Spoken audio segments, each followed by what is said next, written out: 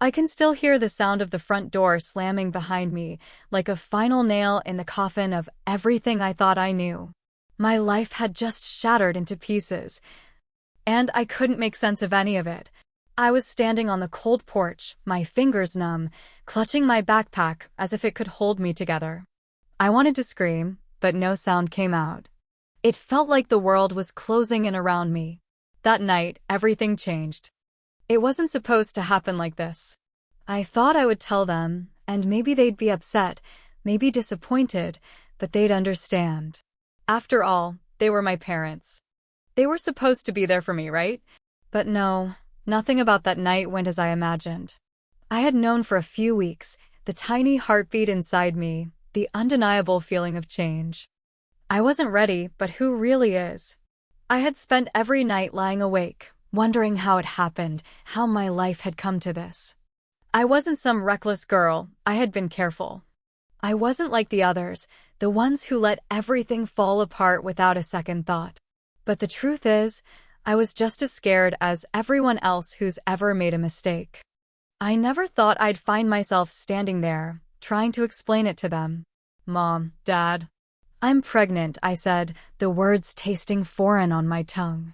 As soon as I said it, the air felt thick. Suffocating. My hands shook, and I stared down at the floor, unable to look them in the eye. My mother was the first to speak, her voice cracking as tears welled up in her eyes.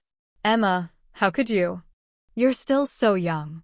We raised you better than this, she cried. I wanted to hold her, to tell her I hadn't meant for any of this to happen, but my words felt stuck in my throat. Then, my father. His face reddened, his jaw clenched so tightly I thought it might break. His anger wasn't the kind that came in bursts, but rather this cold, silent fury that took over the room. You've ruined everything, he spat, his words biting like daggers. Everything we've worked for, every dream we've had for you, gone. I flinched at his words, each one piercing deeper than the last. I'm sorry, I whispered, my voice trembling. I didn't mean for this to happen. But it was too late. My father's gaze turned steely, devoid of compassion. You need to leave, he said, his tone final. We can't have this under our roof. You've made your choice, now you have to live with it. I could feel my chest tightening as if all the air had been sucked out of the room. My mother tried to say something, but her voice was a mere echo of her husband's anger. Please. Just think about this, she pleaded, but her words had no weight anymore. It was as if she had already made her peace with what was happening, her hands trembling as she reached out to me. Leave. Emma, my father repeated, his voice unyielding. Now. I looked at my mother, searching for a flicker of support, but she couldn't even meet my gaze. The betrayal I felt, not just from my father but from both of them, was suffocating.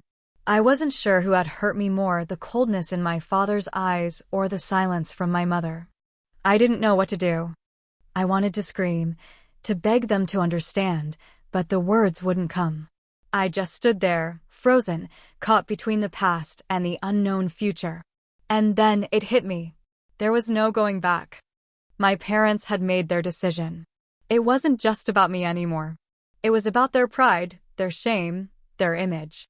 I grabbed my bag, slung it over my shoulder, and turned to face the door. The cold wind hit me as I stepped out into the night.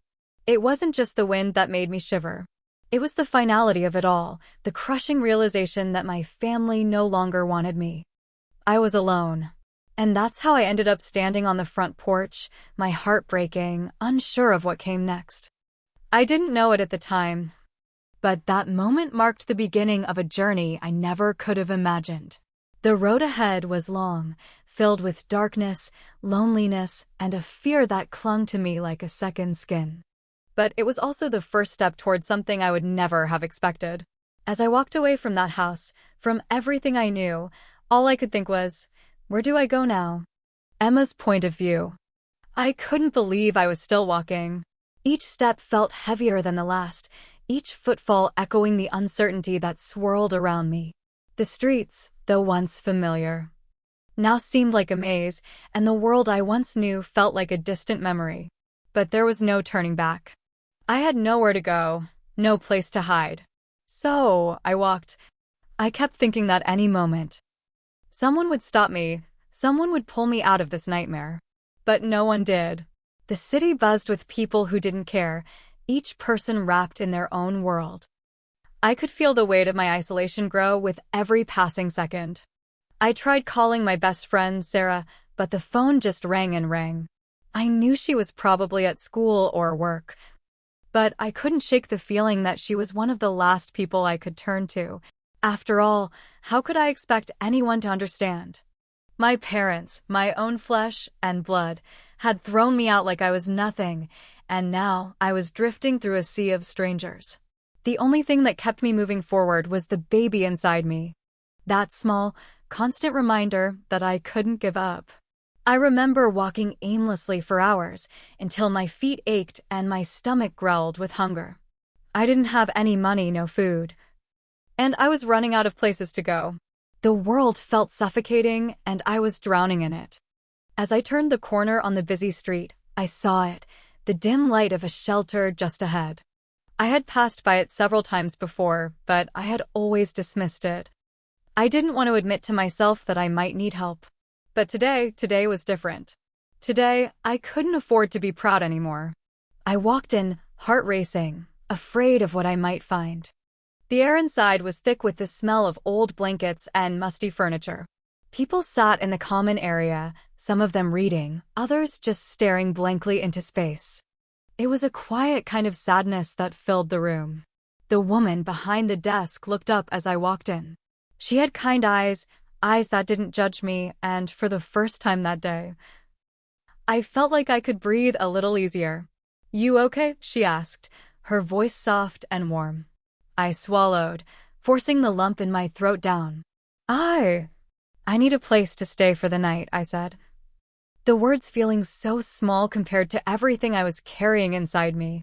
She nodded and gave me a key to a small room at the back of the shelter. I didn't ask questions. I just took it. The shelter wasn't much, but it was safe. That night, I lay on the cot in a small, dimly lit room, trying to find some comfort in the thin blanket that barely covered me. The other women in the room slept soundly, and for a moment, I thought I might too. But I couldn't. My mind kept racing, thinking of what had happened, of what was going to happen. I kept hearing my father's words in my head, "You need to leave." I rolled over onto my side, clutching my stomach, the baby inside me kicking gently. It was a small comfort. The only thing in this entire world that was mine and mine alone. I don't know how long I stayed awake that night, staring at the ceiling, but at some point, exhaustion finally took over. And I fell into a restless sleep. The next morning, I woke up before anyone else. The room was still dark, and I could hear the faint sounds of footsteps outside. I stayed in bed for a while, staring at the walls, trying to make sense of what had happened, of what was happening. My body felt heavy, like I was being weighed down by the burden of my own decisions. I wanted to call my parents. I wanted to ask them to take me back. But I knew that was impossible. They had made their decision, and I had to make mine. And, for the first time in my life, I had no choice but to take responsibility for myself. The shelter wasn't a long-term solution, and I knew that. I couldn't stay there forever. So, after a quick breakfast of cereal and coffee, I decided to leave. The streets were bustling with people going about their daily lives, oblivious to the girl walking among them, alone and pregnant. The noise of the city seemed to amplify my loneliness. I wandered through the streets for a while, unsure of where to go. I thought of Sarah again, but I knew she was probably with her family, trying to keep her life on track. I didn't want to burden anyone with my problems, especially not now. I kept walking until I found a small park, a quiet place away from the hustle of the city. I sat down on a bench, trying to gather my thoughts. The baby kicked again, and I smiled softly, pressing my hand to my stomach. I had always known I wasn't ready to be a mother. But now, there was no turning back. I couldn't change what had happened, and I couldn't undo the choices I had made. But I could keep going. I could figure this out, one step at a time. The thought of my grandfather crossed my mind. I hadn't spoken to him in years. My mother never liked him, and over the years, the distance between us grew. But he had always been kind to me, and I remembered how he used to tell me stories of when he was in the military, how he had always found a way to survive, no matter the odds. Maybe he was the one person who could help me. I dug through my backpack for my old phone. I didn't know if I would be able to get through to him, but I had to try. With shaking hands, I dialed his number. The phone rang a few times before he picked up. "Hello, Grandpa?" I said, my voice trembling. "It's Emma." There was a long pause on the other end. I wasn't sure if he recognized my voice at first. But then he spoke again. "Emma? Where are you? What's going on?" I took a deep breath, unsure of what to say. I need help. I don't know where else to go." He didn't ask questions. Instead, he said, "Come to my house. I'll be waiting for you." The relief I felt when he said those words was overwhelming. For the first time in days, I felt like I wasn't entirely alone. Maybe I had a chance after all. I took the bus to the small town where my grandfather lived. It felt like a lifetime away from the city, and as the bus rolled along the quiet roads, I couldn't help but think about how different everything had become. I was no longer the girl I used to be. I had been shattered, thrown out by the very people who were supposed to love me. But I couldn't change that. All I could do was keep moving forward. When I arrived at his house, I felt a mix of relief and anxiety. It wasn't much, just a small, modest home, tucked away at the edge of the town. But it was a place of safety, a place where I could breathe. I knocked on the door, my heart pounding in my chest. My grandfather opened it with a warm smile, his graying hair and wrinkled face offering a sense of comfort I hadn't realized I needed. "Come in, Emma," he said, his voice low but steady. "It's good to see you." And as I stepped inside, something inside me shifted. Maybe it wasn't too late to turn things around. Maybe, just maybe, I could find a way to make it through this. Stepping into my grandfather's house was like stepping into a different world. It wasn't anything like the life I'd known in the city. No high-tech gadgets, no expensive furniture, no fast-paced noise. His house was simple, functional, and warm, with the smell of old wood and the faint scent of coffee always in the air. It was quiet, and there was a sense of calm that I hadn't felt in days. My grandfather didn't say much at first. He showed me to a small room at the back of the house, a room that smelled of cedar wood and books. It wasn't much, but it felt like home. A real home. Not like the place I had left behind. As soon as I stepped inside, I felt the weight of everything I had been carrying start to lift. If only a little. It wasn't gone. Not by any means, but at least here, I wasn't so alone. Grandpa didn't try to force me to talk about what happened. Instead, he went about his business, making me a cup of tea and setting a bowl of soup in front of me. The silence between us was comfortable, but I could feel his eyes on me sometimes, waiting for me to speak. It was as if he knew that when I was ready, I'd open up. But for the first time in what felt like forever, I didn't feel the pressure to explain myself. I didn't need to say anything, not yet. Grandpa woke up at the crack of dawn to work in his garden. He'd spent most of his life as a soldier, but now, in his old age, he found peace in the simplicity of the land. Every morning, I would find him out there, digging in the soil or trimming the vines, his hands moving with the practiced ease of someone who had done this all his life. I would join him when I could, feeling the fresh air and dirt beneath my fingertips. It felt grounding, something I needed after everything that had happened. In the evenings, he would tell me stories of his time in the army, how he survived wars, how he learned to keep moving forward no matter the odds. There was something about his stories, something that made me feel like maybe I, too, could find my way out of the dark. "Emma," he said one evening, his voice low and steady as we sat on the porch watching the sunset, "life has a way of knocking you down. It always will. But the only thing you can control is how you get back up.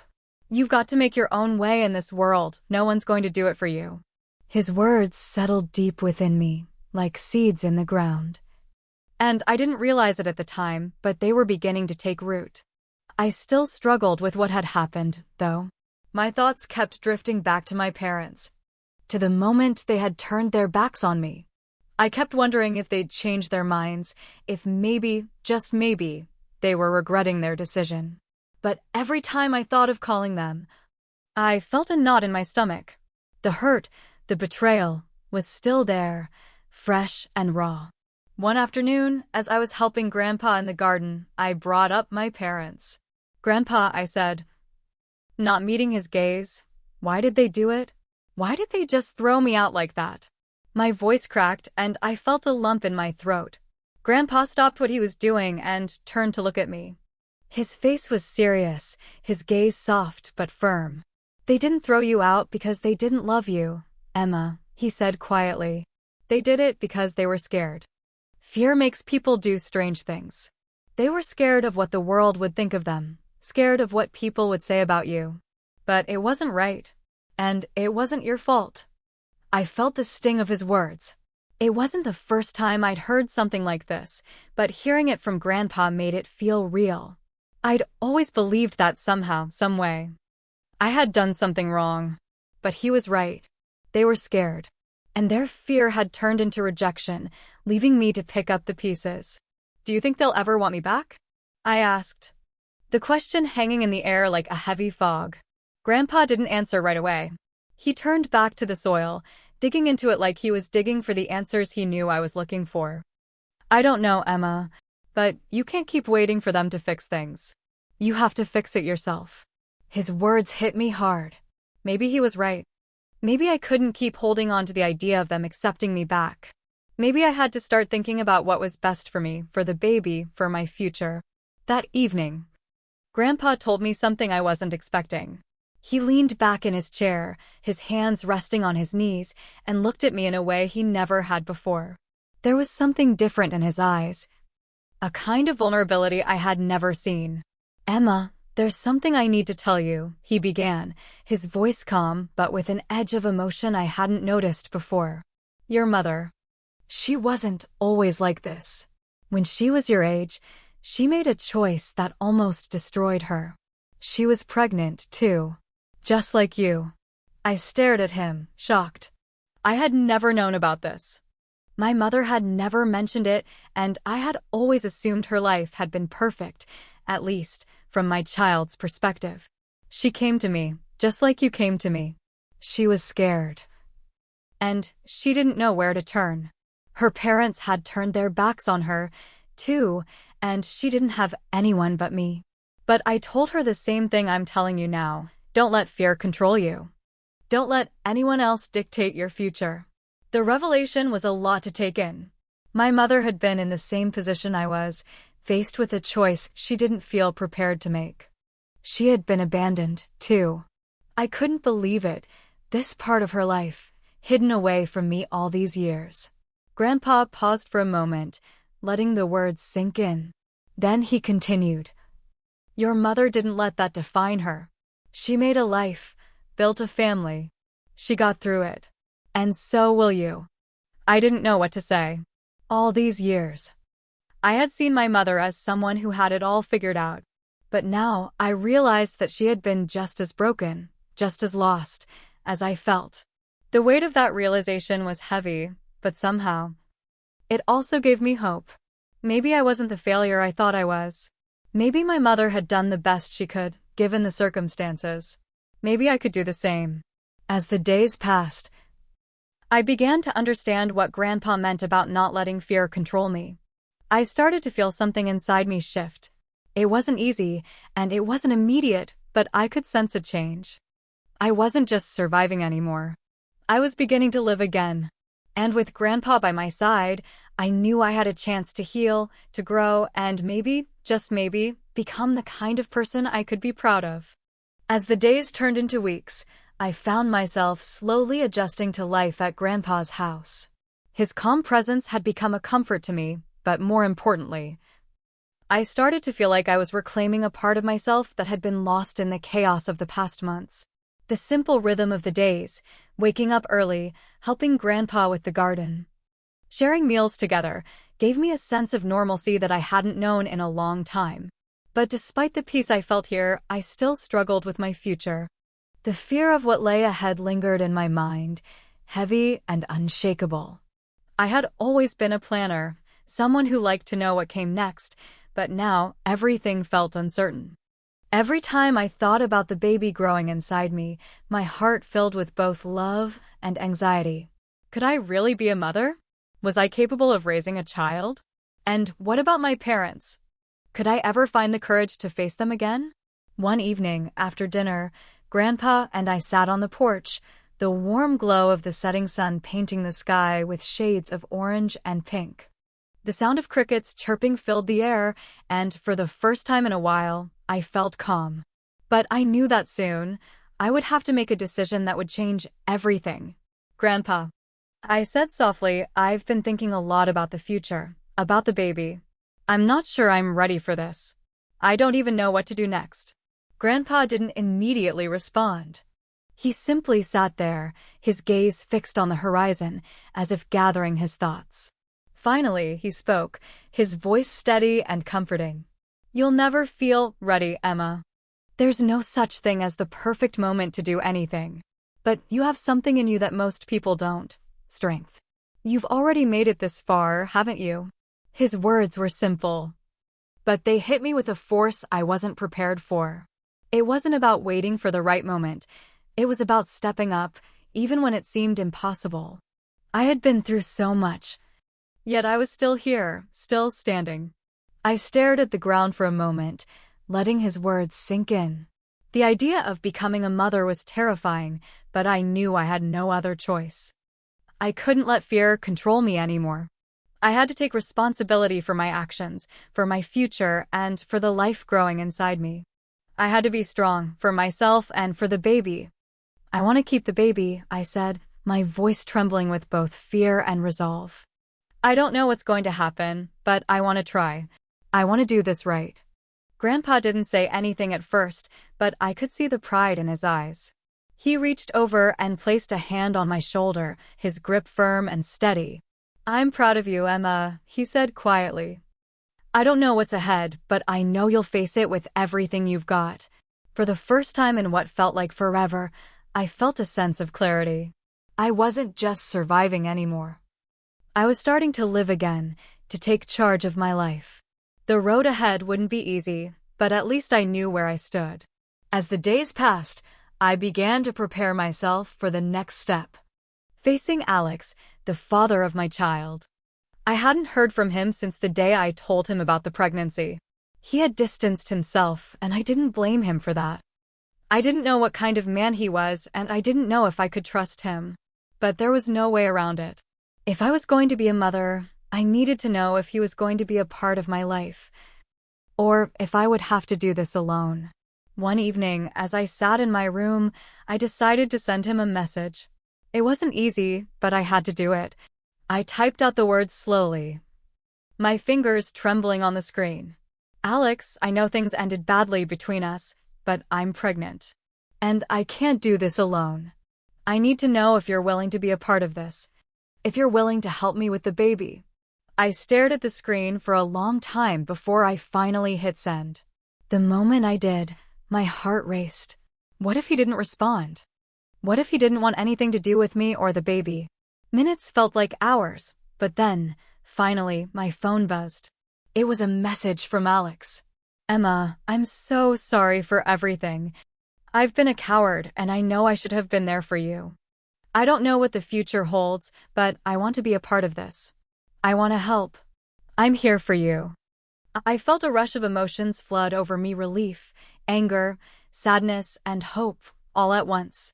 Alex had acknowledged his mistakes, but more importantly, he was willing to try. He was willing to be there for the baby. I didn't know what that would look like, but it was a start. The hardest part, though, was still ahead of me. I had to face my parents. I had no idea how to start, what to say, or even if they would care. But I knew I had to try. For me. For the baby. A few days after hearing from Alex, I decided it was time. I called my mother first. Her voice was shaky when she answered, and I could tell she had been waiting for this call. We hadn't spoken since the day they kicked me out. "Mom," I said, my voice barely above a whisper. "I need to talk to you." There was a long pause on the other end. I could hear her breathing, like she was preparing herself for the worst. "What is it, Emma?" "I'm pregnant," I said. The words sounding different now, more like a statement than a confession. "And I know you don't want to hear it, but I need you to know that I'm trying. I'm going to keep the baby. I'm going to raise it, no matter what."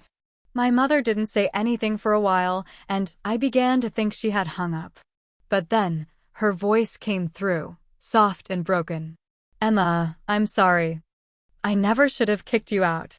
I didn't know what to do, but I should have been there for you. I don't know how to make it right, but I'm here. We're here for you." I felt a wave of emotion crash over me. It wasn't perfect, and it wasn't everything I had hoped for, but it was something. My mother, for the first time, was willing to be there for me. As I hung up the phone, I felt like a weight had been lifted. I had taken a huge step forward, and while I didn't know what the future held, I knew one thing for certain. I was no longer just surviving. I was starting to build the life I wanted, a life that was mine to shape. And no matter how hard it got, no matter how many obstacles I faced, I knew I was strong enough to keep going. For me. For the baby. For my future. The weeks seemed to fly by, one day melting into the next. Life at Grandpa's house had become more than just a place of refuge. It had become my anchor. It was where I felt safe, where I could breathe. And where I was learning to be something I hadn't thought I could be, strong. But despite the calm that had settled over me, there were still moments when the weight of it all felt like too much. The closer I got to my due date, the more I began to feel the pressure mounting. The reality of what I was about to face, becoming a mother, taking on a responsibility I had never imagined, was overwhelming. One evening, as I sat on the porch with Grandpa, I realized how far I had come, but how far I still had to go. "You're getting close, Emma," Grandpa said, his voice low, as we both gazed out at the setting sun. "How do you feel about everything?" I took a deep breath, letting the cool evening air fill my lungs. "I feel scared," I admitted, looking down at my hands.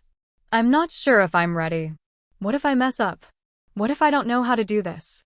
Grandpa was quiet for a moment, and I could feel his eyes on me. I looked up at him, and for the first time, I saw a vulnerability in his expression that I hadn't noticed before. He had lived through wars, through losses, through things I couldn't even fathom. And yet, here he was, listening to me, guiding me. "You don't have to be perfect, Emma," he said finally. "You just have to try. You're not alone in this. You have people who care about you. And you're stronger than you think." His words were simple, but they settled deep into my heart. I didn't have to have everything figured out. I just had to keep going. I just had to do my best. But just as I began to find some peace in my decision, the universe decided to throw another curveball my way. It started with a phone call from Alex. He was late, something that had been happening more and more lately, but this time, something felt different. His voice was distant when he answered, and there was an edge to it that I couldn't ignore. "Emma, we need to talk," he said, his voice tight. "I've been thinking a lot, and I don't think I'm ready for this." My heart sank. My world spun. I could feel the panic rising in my chest. But I forced myself to stay calm. "Alex, what are you saying?" I asked, my voice barely above a whisper. "I don't think I can be the kind of father you want me to be. I'm not ready for this responsibility, and I don't know if I can handle it," he admitted, the words heavy with regret. "I think it's better if I step back. I can't do this." The world seemed to stop. My hands went numb as I held the phone, feeling my body tremble with the shock of what he had just said. For a moment, I couldn't speak. I just sat there. The silence between us stretching until it felt unbearable. "Alex, I don't need you to be perfect," I said finally, forcing the words out, my throat tight with emotion. "I just need you to be here. I need you to help me through this. I don't want to do this alone." But his decision was final. "I'm sorry, Emma. I don't know what else to say. I just don't think I can do it." The conversation ended abruptly, and I sat there, staring at my phone, the words echoing in my mind. I can't do this alone. Tears blurred my vision as I tried to make sense of what had just happened. I had spent so much time hoping that Alex would come through, that he would be there for me and for the baby. And now, just when I thought things were starting to make sense, he was walking away. I didn't know what to do. I didn't know how to feel. Part of me was furious with him, while another part of me felt an aching sadness that I couldn't shake. I had been abandoned once, but now it was happening again. As the weeks went by, I tried to focus on getting ready for the baby. I decorated the small room Grandpa had set up for me, filling it with soft blankets, baby clothes, and everything I thought I would need. But the uncertainty about Alex lingered like a shadow, hovering over everything I did.